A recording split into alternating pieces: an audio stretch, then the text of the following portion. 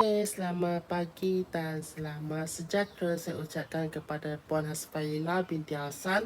Pada hari ini saya ingin membentangkan produk saya iaitu wawancara sejarah lisan dan pendokumentasi.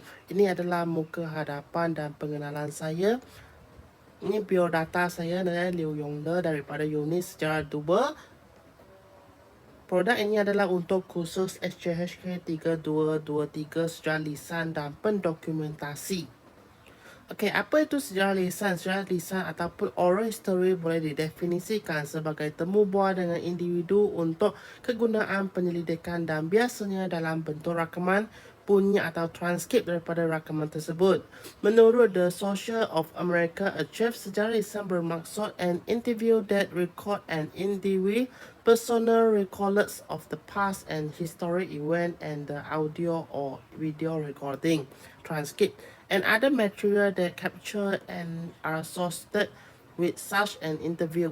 Sejarah lisan adalah satu kaedah yang digunakan untuk mendapat maklumat tentang sesuatu peristiwa bersejarah.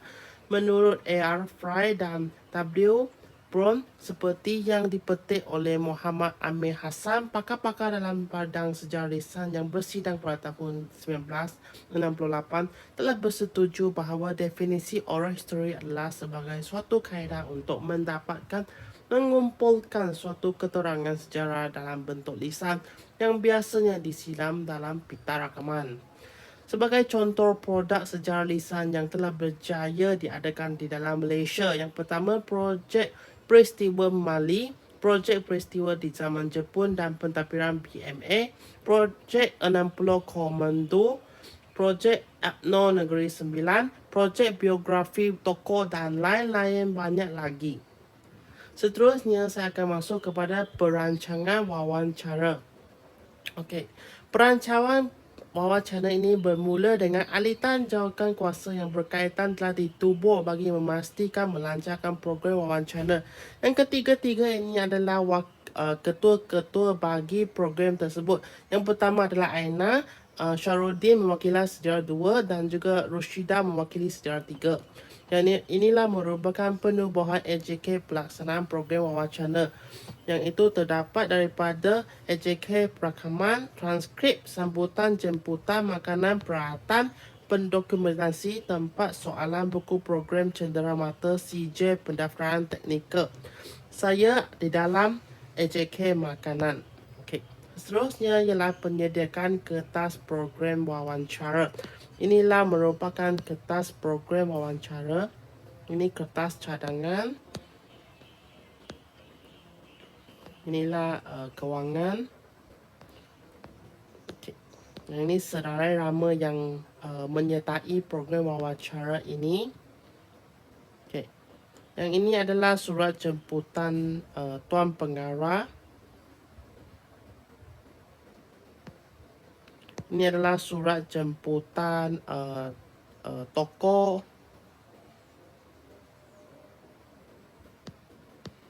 Ini adalah surat permohonan studio Melewa untuk sesi wawancara sejarah lisan tokoh pasukan keselamatan bersama Datuk Salihuddin Abdul Muttalib.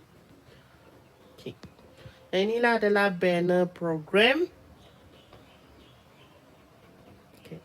Tajuk bagi program ini adalah penentangan terhadap penganas komunis di Sarawak pada 1970-an. Tarikh adalah 7 Februari 2023, masa 2:30 hingga 5 petang di Bilik Batu Hampa, Perpustakaan IPG Kampus Raja Melewah. Datuk Kehormat adalah Major Datuk Salihuddin Abdul Muttalib, iaitu veteran Angkatan Tentera Malaysia. Ini merupakan program buku program bagi wawancara sejarah lisan. Okay. Boleh tekan link ini.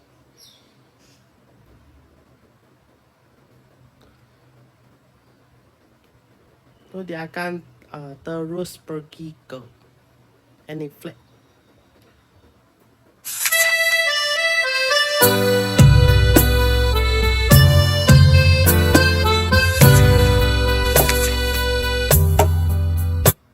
Kami kembali kepada sini. Okay, semasa wawancara, pada petang tersebut, jemputan telah disambut oleh pada AJK sambutan dan juga Puan Asfalila dan Encik Chin dan juga pengarah. Okey. Beliau telah tanda tangani buku log. Okey. Peralatan rakaman disinggah dengan baik sepanjang wawancara. Okay. Ini perkongsian daripada Datuk. Pelajar datang tepat pada waktunya bagi melancarkan program, iaitu di dalam bilik batu hampa. Okay, sesi wawancara ini berjalan dengan baik, iaitu daripada Datuk dan juga seorang wakil daripada Sejarah 3, iaitu Syazwan. Okay, majlis perasmian wawancara dirasmikan oleh Dr. Mazlan bin Aris dan bersama dengan Sir Akbar. Okay, ini adalah sesi pemberian cetera mata kepada tetamu jemputan. Ini adalah CJ penghargaan. Okay, tetamu jemputan bersama dengan pengarah dan pensyarah Jabatan Sains Sosial di Perpustakaan. Seterusnya, sesi fotografi tetamu jemputan bersama dengan seluruh pelajar sejarah PSMP ambilan Jun 2022. Okay, selepas itu adalah sesi jamuan. Yang ini adalah jamuan tetamu dan juga pensyarah.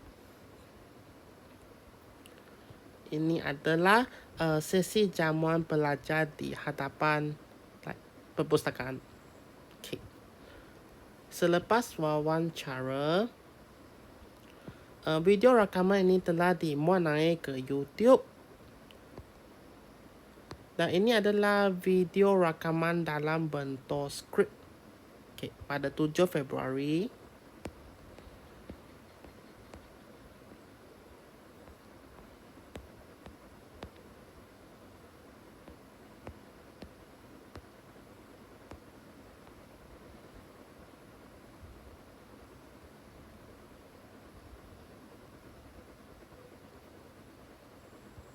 Skrip ini ada disedia oleh Amir Haikal. Okay. Selamat sejahtera, salam bahagia dan salam mekar di hati. Bersyukur kita pada hari ini dapat kita berkumpul dalam wawancara sejarah lisan yang bertajuk Ancaman Komunis di Sarawak. Jika kita berkata tentang komunis, sudah tentu dalam minda kita terbayang tentang kekejaman yang dilakukan oleh komunis ketika dahulu. Pembunuhan yang dilakukan, penyiksaan, serta pemerintahan selama 14 hari. Maka pada hari ini, saya ingin menjemput seorang tokoh yang berpengalaman dalam menentang komunis ketika dahulu. Jadi saya mempersilakan Major Datuk Salahuddin Abdul Muttalib.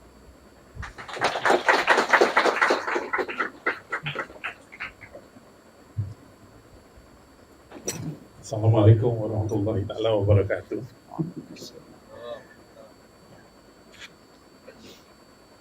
Okay, selamat datang kepada Datuk. Apa khabar Datuk? Sihat tu? Sihat. Alhamdulillah. Okey. Jadi nama beliau ialah Salahuddin bin Abdul Muttalib. Serta beliau digelar Major Datuk Salahuddin Abdul Muttalib dengan memegang pingat Panglima Gagah Berani.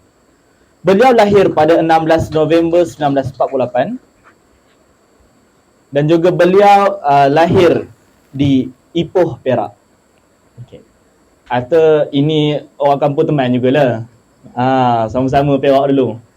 Saya pun lebih Perak juga tu. Okey.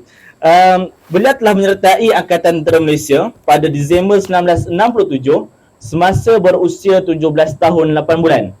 Beliau telah tamat perkhidmatan pada tahun 1983 pada usia 30-an. Dan beliau telah berkhidmat untuk Angkatan Tentera Malaysia selama 16 hingga 17 tahun. Beliau mendapat pangkat Major, iaitu Major General, pegawai terkanan dalam tentera darat yang dipilih khas setelah menunjukkan kecekapan yang cemerlang dari segala aspek ketenteraan. Maka saya tidak mahu bercakap panjang. Saya akan teruskan wawancara kita pada hari ini dengan mengajukan beberapa soalan kepada Datuk, bagi Datuk mengulaskan dan menceritakan pengalaman beliau semasa berkhidmat di Angkatan Tentera Malaysia. Baik Datuk. Jadi saya akan teruskan dengan soalan yang pertama, boleh ya? Baik. Boleh Datuk kongsikan bagaimana boleh timbul minat untuk memulakan karier sebagai tentera sehinggalah dipindahkan ke Sarawak? Silakan Datuk. Okey, sebenarnya ayah saya dulu seorang cikgu juga lah. Lulusan daripada, dulu dipanggil SITC, Tanjung Malim tu SITC, Sultan Idris Training College. Lepas tu sama kelas dengan dia Ghaffar Babur, Bahaman. Lepas tu adalah 2-3 orang yang Syed Nasir sekali. Dia nak suruh saya jadi cikgu juga. Jadi saya dimasukkan lepas dulu masa kita periksa, bukan SPM, dipanggil Senior Cambridge. Lepas Senior Cambridge ni semua soalan-soalan tu diset di Cambridge University di London. Jadi kita buat sini, semua aliran semua dalam bahasa Inggeris. Bahasa Melayu tu, dia panggil dulu bahasa Melayu. Bahasa Melayu satu subjek saja. Bukannya macam kita sekarang dekat kebangsaan kan, tidak. Jadi dia masukkan saya ke DTC. Dulu nama DTC, Day Teachers College. Dia training dia pada Sabtu Ahad saja. Jadi saya tak minat, saya lari, lari masuk askar. Bila saya masuk askar tu 2 tahun ayah saya tak cakap dengan saya. Pasal dia nak sangat anak dia masuk askar, masuk cikgu, jadi cikgu. Jadi lepas masuk askar, saya masuk askar tahun 66 sebenarnya. Dan di latihan seterusnya dilaksanakan pada 1967. Dari start 67 hingga 69. Masa 67-69, lepas Senior Cambridge, dulu ada, dia panggilkan HSC tau. Nama dia Higher School Certificate. Jadi kita masuk RMC, kita buat Higher School Certificate dan semasa itu juga belajar untuk jadi tentera. Lepas tentera, lepas 2 tahun, tentera saya ditauliahkan ke pasukan peninjau diraja. Dulu tak ada diraja. Dulu panggil pasukan peninjau ataupun reki. Sekarang dia panggil armor. Tukar.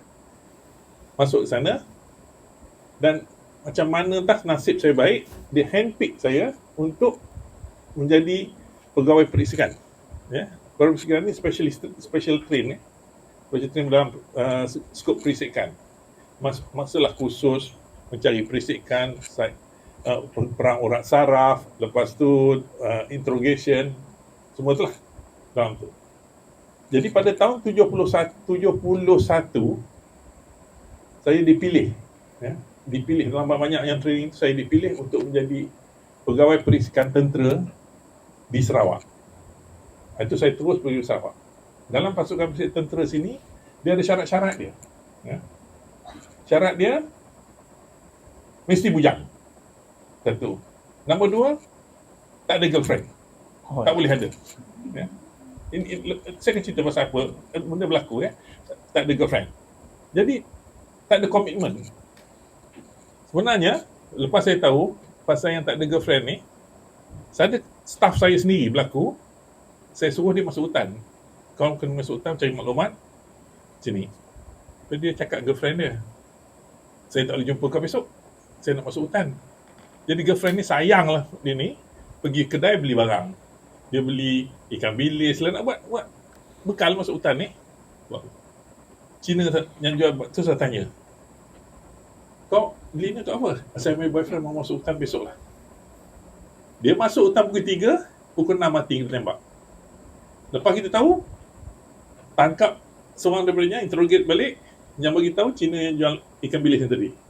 Dia yang pergi bagi tahu yang dia nak akan masuk hutan, dah kena tembak. Itu pasal satu-satunya yang kita tak boleh ada girlfriend. Jadi maklumat tu terlepas. Kita tak tahu, tak sedar. Dalam duduk diam-diam tu dia cakap, nanti dia besok mana? Besok aku masuk hutan lah. Cukup lah. Dia orang takut lah. Itu dah tahu. Itu macam small matter macam tu. Jadi kena itulah yang kita punya group ni very, kata putih, very strict dalam disiplin dalam semua ni. Saya dipilih, bermula saya dipilih untuk jadi pegawai pelistrikan tentera di Sandakan, Sarawak, Sabah. Jadi Sarawak, Sabah masa tu tak ada banyak komunis, tak banyak aktif sangat lah. Jadi saya ditarikkan pergi ke Kuching. Duduk di Kuching. Saya pergi Kuching pada tahun 71. 71 saya pergi Kuching, terus begitu. Dan di handpick ni, grup saya ni sebenarnya terdiri daripada, bukan askar komunis. Komunis yang menjadi diri ni, yang kena tangkap menjadi diri, duduk dengan saya, hidup dengan saya, semua dengan saya. Saya seorang yang askarnya. Jadi masuk hutan pun dengan dia orang ni. Sama. Dia kata kalau askar dengan askar ni, bila askar pergi, lori datang, pergi semua-semua, rahsia semua terlepas Lori siap bunyi, dia orang dah tahu sebatu dah. Jadi kita, grup ini yang kecil je grup dia. Saya masuk selalu 5 orang. Saya, satu interpreter. Siapa di Sarawak, dia punya Cina, cakap Cina lain tak macam di Semenanjung. Semenanjung dia cakap Hokkien, cakap Cantonese. Di sana dia cakap Teochew. Pelik, cakap dia tak faham. Tanya Cina sekarang sini ada student Chinese, kalau Teochew macam mana cakap, tanya dia. Tak faham. Jadi kena ada interpreter dan 3 komunis yang baru surrender. 3 yang komunis baru surrender. Jadi bila ada maklumat, kita masuk. Itu dia, itu cara. Daripada itulah saya masuk grup ini. Saya masuk grup ni pada tahun 7 sampailah dia orang menjadi diri. Sampai semua komunis keluar. Dia orang menjadi diri di Sarawak lain. Tak macam di Semenanjung. Sarawak dia menjadi diri, satu grup menjadi diri dulu. 2 tahun lagi satu grup menyerah. Grup daripada Sibu. Ini daripada Kuching lain. Saya dari Kuching ni. Itu sikit sebanyak lah latar belakang saya macam mana saya masuk ke grup ni. Dulu dalam bahasa Inggerisnya dinamakan MISB, Military Intelligence Special Branch. Lepas tu jadi dalam MS. Dulu masa British lagi Untuk maklumat tuan-tuan komunis yang di Sarawak dan komunis yang di Semenanjung lain tak sama. Dia punya ideologi pun lain, dia punya pergerakan lain. Komunis di Semenanjung, dia nak parti Komunis Melayu diiktirafkan. Dia nak kecimping, nak parti Komunis Melayu nak diiktirafkan semua. Tetapi komunis di Sarawak, dia menentang penubuhan Malaysia. Malaysia ditubuhkan pada 1963, dia menentang penubuhan Malaysia. Dan ideologi dia lain. Di Sarawak, ideologi dia ikut Mao Zedong. Kalau di Semenanjung, dia ikut Lenin dengan Stalin, Russia. Dia lain. Dia totally lain. Komunis di Sarawak diajar oleh pasukan dipanggil Regimen Para Komando Angkatan Darat Indonesia. Masa Indonesia masa konfrontasi, dia train semua komunis ini untuk buat huru-hara dalam Malaysia, dalam Sarawak, Sabah. Itu dia punya training daripada Indonesia. Semua training di senapang ke apa semua daripada Indonesia. Itu yang dia orang punya senapang semua tak macam di Semenanjung.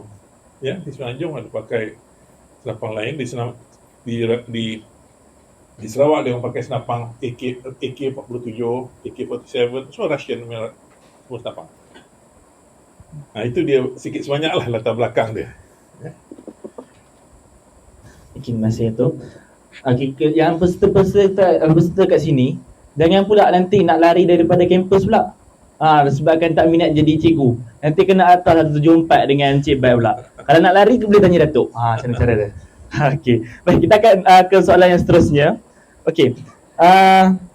Boleh Datuk kongsikan bagaimana serangan komunis di Sarawak bermula dan keadaan ketika keganasan komunis berlaku? Silakan. Okey, di Sarawak dia punya komunis punya aktiviti ni, first dia set footing dia ada satu grup nama Chinese punya itu saya tak berapa faham.